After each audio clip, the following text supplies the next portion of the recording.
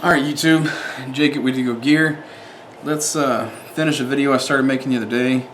First off, let's check the firearm, drop the mag, do a quick danger check. It is loaded,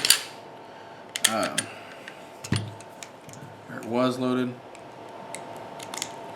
Okay, so the other day I started a video and I'll probably be in this video. So like I was mentioning, the gun had some light primer strikes. I was firing Winchester white box, 115 grain, full metal jacket, hardball ammo. I put in the it was from the Glock store. It was a 16-pound stainless steel guide rod. Put it in here. I started this video the other day. I got so frustrated because I've never had a Glock not perform for me, whether it's mine or friends or anybody else's.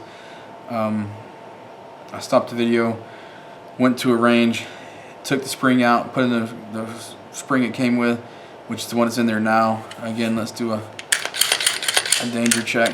The firearm is empty, but as you can see, the guide rod is back to black. The stock guide rod, the gun performed flawlessly.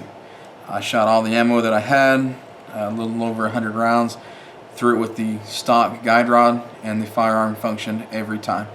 I did call Glock, and they said, well, it could be, are you used to shooting a subcompact? And I said, no, I'm not used to shooting a subcompact. It's the first one I've ever owned. And they, well, you ever shot one? I said, yes, I've had friends that have had them, but I've just never shot my own. Well, it could be you're not used to holding it, and if you absorb any of the recoil, if you don't hold your arm stiff and you absorb any recoil, you know, it could cause the gun to not go into battery, which basically means the gun is going to do something kind of like that, where it's not all the way in battery, and the gun was still hitting the primer, or oh, what the hell is it called? The primer, I guess. But it was just hitting it very lightly. I think that'll be in here in the clip.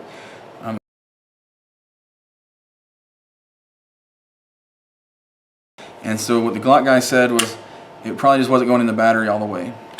And so that would cause it to get a light primer strike. He said try 124 grain ammo. Try really not pushing the gun down where you anticipate the shots, where you push the gun down. But just don't give any. And so I called the guy at my local gun store and told him what's going on. He said the same kind of things, the Glock guy. He said to test the spring, you know, you can pull it out of battery and really slowly bring it into battery, and then about right here, just let go of it as slowly as you can without forcing it, and that guide rod the spring should pull it back into battery. Alright, I left the other spring at home when he called, and I haven't tested it. It's actually already in the mail. This is a few days later. I didn't test it, but he said, you know, that spring should be fine if it's doing that. Stock spring operates flawlessly.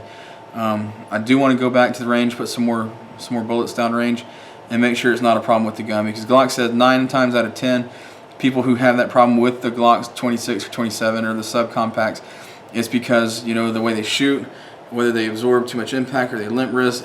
They said, you know, the guide rod's trying to do the job of a full-size spring in a very little package.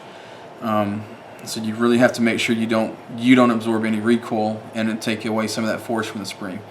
But like I said, I tried it this time. I purposely, you know, limp wristed it, just kind of popped off a few rounds, and it functioned flawlessly. So I sent the guide rod back to the Glock store. They are going to send me an 18-pound stainless steel guide rod. I'm going to try that. If that doesn't work, I'm actually halfway tempted to just stick with the stock guide rod that I've got, because I know it works, and there's nothing really wrong with it. I just wanted the stainless steel, just because it gives it a little bit of customization. Because other than the light, there's no. It's just a standard Glock. There's no customization to it at all.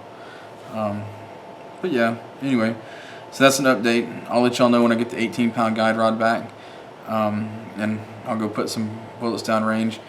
I went after work Monday to shoot this, and I'll probably go again this weekend, this Saturday, since I'm off work, and go put some bullets down range.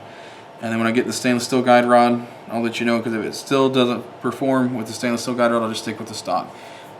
Also, if you're still in this video, please let me know if you've had any trouble or anything similar with the light primer strikes with the Glock 26, or I guess possibly 27, because I think it's all the same, just the internals are a little different.